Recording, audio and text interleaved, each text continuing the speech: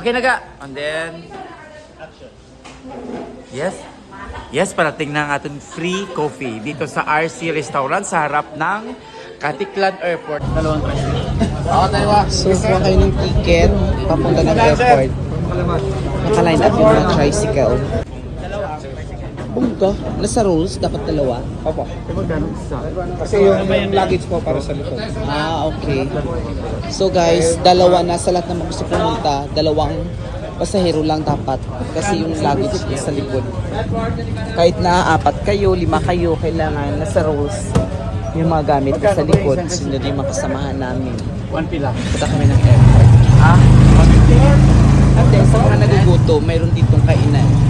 Yan. Mura lang yun dyan, may mga grocery. So, ito yung Katiklan. Punta ng airport.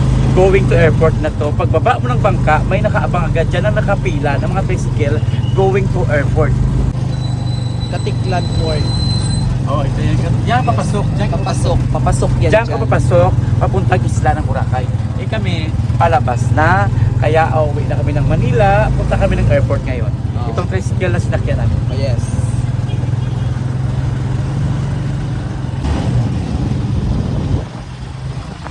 No, maganda pa kang mag-negosyo. Kaya, Japanese.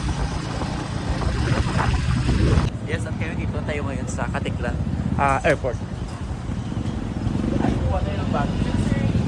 Pang mayaman na bag. Yes, dito tayo ngayon. So ngayon, sa paligid ng airport na to ay may mga tindahan, pwede ka mag-coffee, Mga pasalubong, mag-breakfast, mga pasalubong. mga pasalubong. Katulad pwede ng rin. katulad nito. Yan, may mga dried fish nila. Ay, masarap to. Azu from Japan and Alma ay yung binigay niyong towel kay Jess. Dadalhin ito sa baggage. Dalhin niya ng Germany. Uwi na siya kami ng Germany. Nasa airport kami ngayon. We're gonna bring... Chicken muna kayo. Check-in muna kayo. Balik na kayo. Go. Tingnan ng mga... So, papasok muna sila. Mag-chicken muna sila. Andi nalabas din sila ulit. Yes, bye-bye. Bye! So, ako dito lang ako sa labas. Hintayin ko sila. Pabalik sila. Kasi mag-coffee pa kami. Kakain kami dito sa site. Maghihintay kayo ng flight nyo. Kung may oras pa, pasok kayo dito, mag-coffee, mag-breakfast. At may mga pasalubong din sila dito. So, pasok kayo. Yes po. Pasok kayo, sir. Good morning. At sa loob, mayroon ding mga pasalubong. Ayun, ito yung ano nila, maliit na restaurant. Ano pangalan ng restaurant ito? RZ Restaurant. RC? RC RC Restaurant.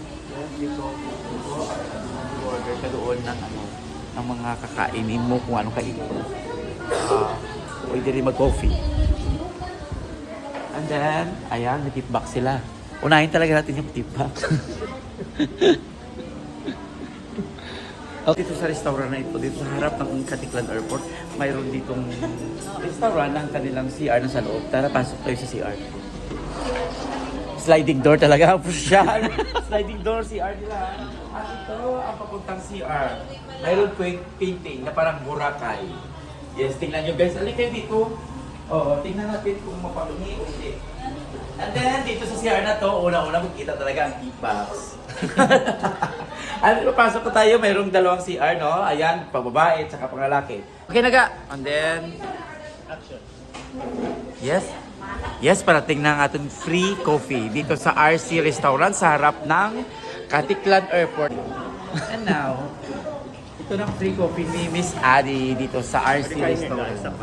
So, ang free coffee nila ay stick at saka coffee mate. Wala sugar. Safe tayo sa walang sugar. Kaya ito na.